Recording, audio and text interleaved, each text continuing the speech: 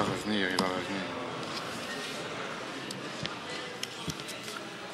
Merci, Monsieur le Président. Je constate l'absence du Premier ministre. Il va arriver, monsieur. Oui, parce que j'ai beaucoup de choses à lui dire. Dans les 7 minutes, il faudra faire un effort. Ah oui, ça.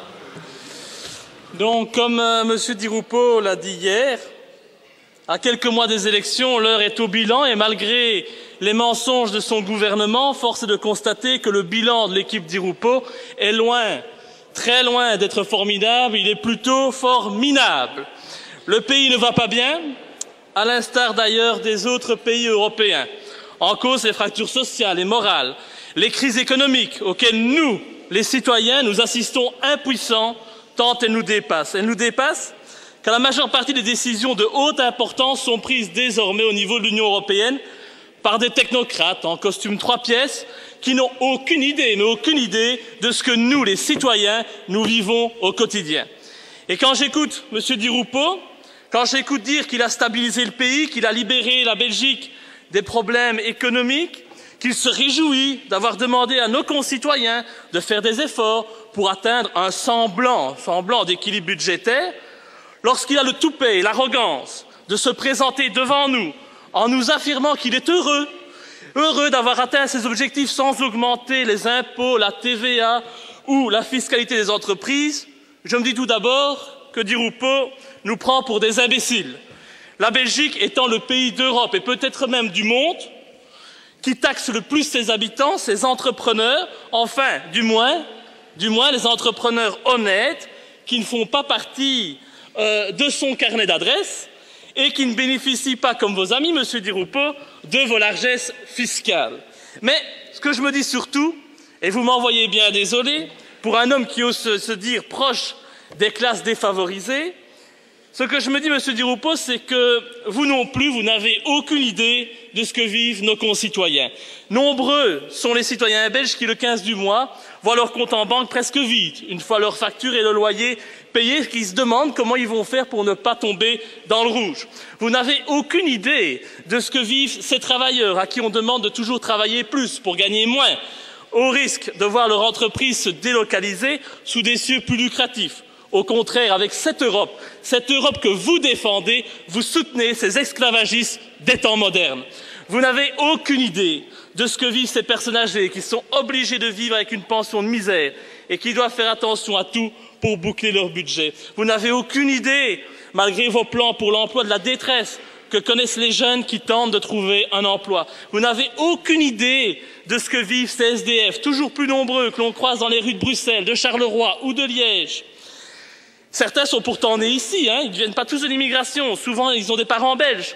Beaucoup sont jeunes, écrasés par le système que vous représentez et qui n'ont d'autre solution que pour survivre que de faire la manche ou de vivre sous les ponts, sans compter les sans-papiers. Victimes de votre politique gouvernementale, en plus d'être bien souvent les victimes du néocolonialisme mondialisé et de l'impérialisme sioniste. Alors sincèrement, Monsieur Di Rupo, quand vous vous présentez à nous dans votre beau costume hors de prix tiré à 4 épingles, avec votre air pincé, votre charisme digne de celui de votre ami François Hollande, et avec, permettez-moi de dire, votre stupide nœud papillon, j'ai envie, je vous l'avoue, comme de nombreux de mes concitoyens, de vous le faire bouffer, votre nœud papillon. Parce que je ne supporte plus, je ne supporte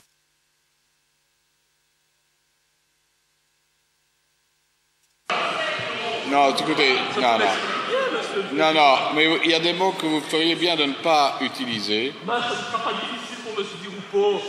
Il Non, aura très facile. je vais simplement... Ça sortira tout seul. Monsieur Louis, je vais simplement enlever votre intervention du compte-rendu. Vous n'avez pas le droit, Monsieur le Président, je ne fais que m'exprimer. Je peux vous dire que de nombreux citoyens belges ont envie de dire à M. Di Rupo ce qu'ils pensent de lui et de sa politique.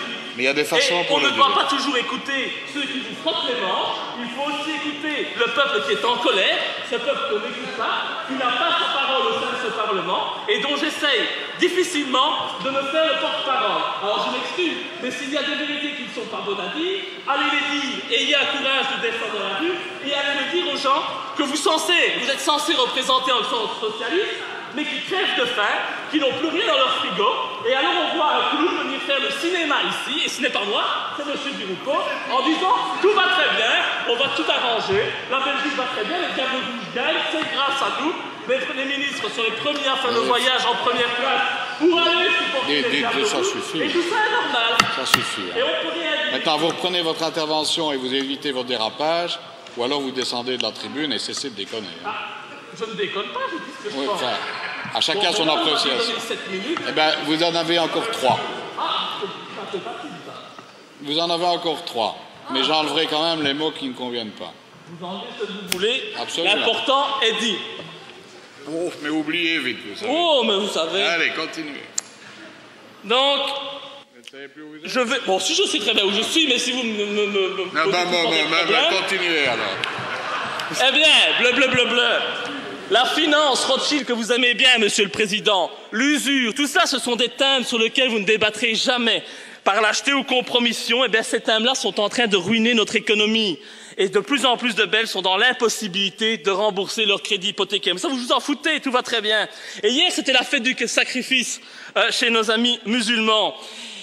Mais vous, Monsieur Di Rupo, c'est toute l'année, et c'est ce Parlement, c'est toute l'année que nous sacrifions les intérêts de nos concitoyens en refusant de reprendre en main les manettes économiques de notre pays. Et on sait bien que c'est pas vous qui dirigez ce pays, Monsieur Di Rupo. Celui qui dirige, ce sont les groupes Bilderberg et compagnie. Mais ça, il faut surtout pas en parler. La théorie du grand complot, il faut se taire et vous allez bientôt me couper la parole. Et alors, moi, ce que je constate, c'est que pour aller chercher des pandas en Chine, vous êtes le premier à partir, surtout pour faire plaisir à vos amis de chez Paris Daïsa. Inviter les entreprises chinoises à s'implanter chez nous, vous y allez, il n'y a pas de problème, alors qu'en un an, entre septembre 2012 et septembre 2013, 13 000 entreprises ont déclaré faillite. Les entreprises belges peuvent crever, que les Chinoises viennent, au moins nos salaires en sortiront amoindris une fois de plus, et ce sont encore les grands financiers qui s'en sortiront avec tout l'argent dans leurs poches. Et donc, on sait bien, le monde politique n'est plus à une honte près. Tout est bon aujourd'hui pour mener vos politiques qui ne servent qu'à poser des problèmes à la situation, à la population et l'appauvrir. Et donc je ne voterai pas la confiance au gouvernement Di Rupo, ni d'ailleurs à n'importe quel autre gouvernement composé de partis qui représentent le système. Parce que comme la majorité de nos concitoyens, je ne fais plus confiance au monde politique que vous représentez. Et donc un changement s'impose. L'éthique doit prendre une place centrale dans les décisions politiques. Les citoyens doivent reprendre leurs droits. Et constatons que votre régime est à bout de souffle. D'ailleurs, vous devez mentir pour pouvoir tenir la tête haute.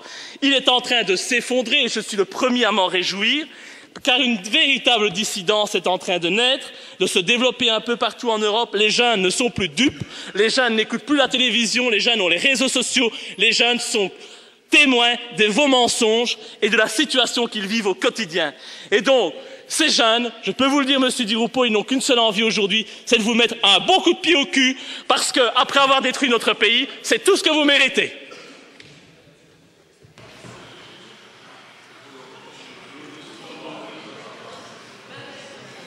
C'était Monsieur le Premier ministre, pour nous dire des choses sérieuses.